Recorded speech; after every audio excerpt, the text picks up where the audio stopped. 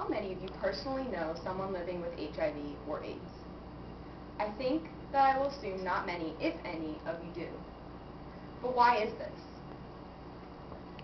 Even still, according to the Centers for Disease Control and Prevention, 1.1 million people are still living with HIV or AIDS in the United States. There are 19.4 million people living with HIV or AIDS in East and Southern Africa alone. This gap is staggering, and it exists because here in the United States, citizens are able to be provided with top-of-the-line prevention and treatment options for individuals who are at high risk of contracting the disease or have already been diagnosed with the disease.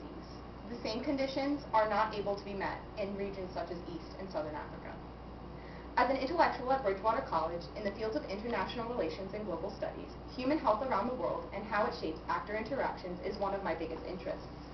With HIV and AIDS being one of the most threatening epidemics to human health around the world, it greatly impacts interactions between states and the identities of nations. According to the World Health Organization, at the end of 2016, approximately 36.7 million people were living with HIV.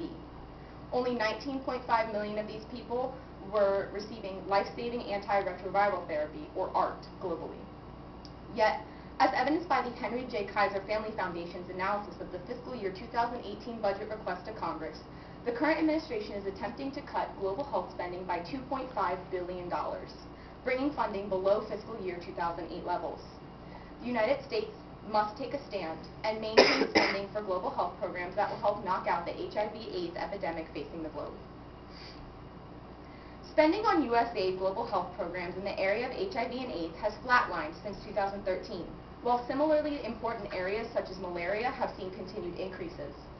Most recently, however, the United States of America has proposed cuts of up to 23% to global funding for the HIV/AIDS response. The Trump administration has proposed slashing these programs by at least $1.1 billion, nearly a fifth of their current funding, according to Jen Cates, a vice president at the Kaiser Family Foundation. According to the World Health Organization, since its discovery, HIV has claimed more than 35 million human lives. In 2016 alone, the virus claimed 1 million lives globally.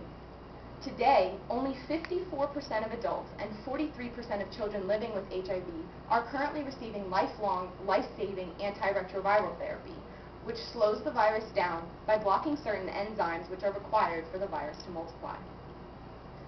According to Doctors Without Borders, resource-limited settings affected by HIV and AIDS are still widely using treatment options no longer recommended, such as stavudine-containing regimens due to certain side effects, because they simply don't have the monetary assets to provide such treatment methods.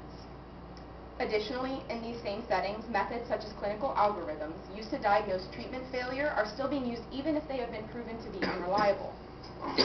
In these same resource-poor settings, since viral monitoring is not available, patients and medical personnel are only alerted to resistance to treatment when patients suffer from opportunistic infections, a no longer widely accepted medical practice.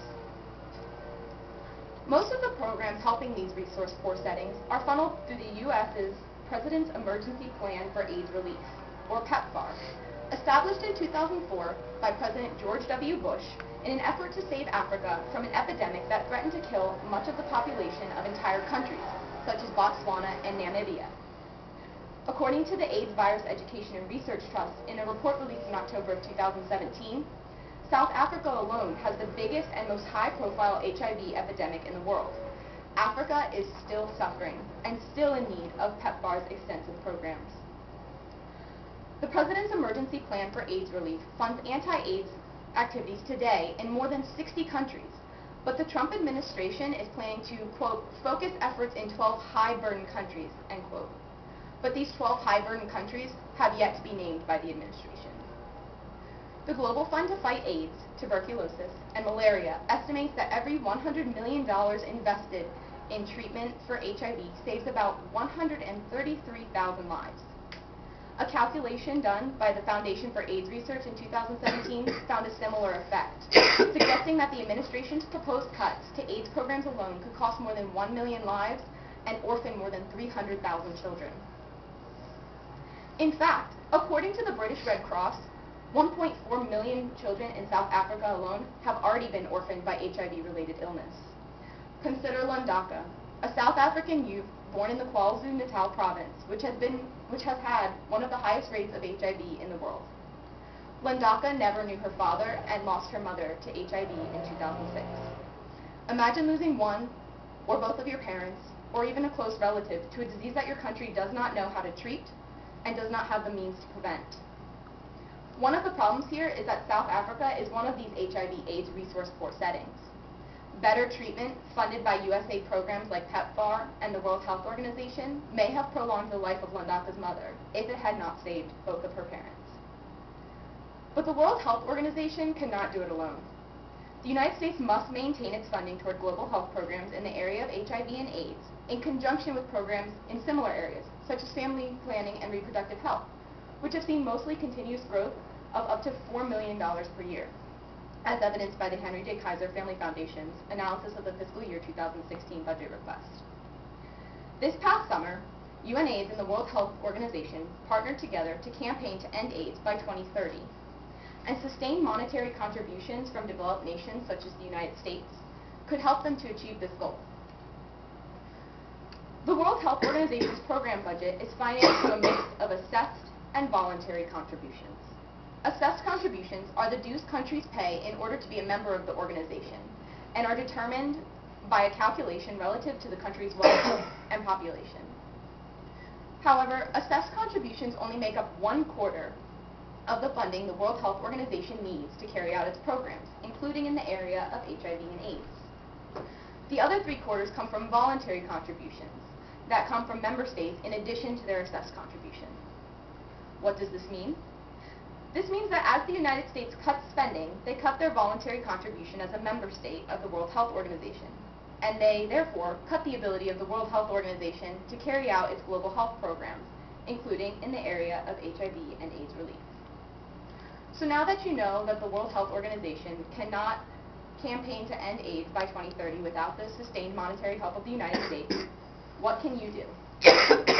Lobby your representative to the United States Congress. Call them, email them, set up a meeting, go to a town hall. You can even tweet them that we must continue to help these nations suffering from the HIV and AIDS epidemic. Our Virginia state senators are Mr. Mark Warner and Mr. Tim Kaine.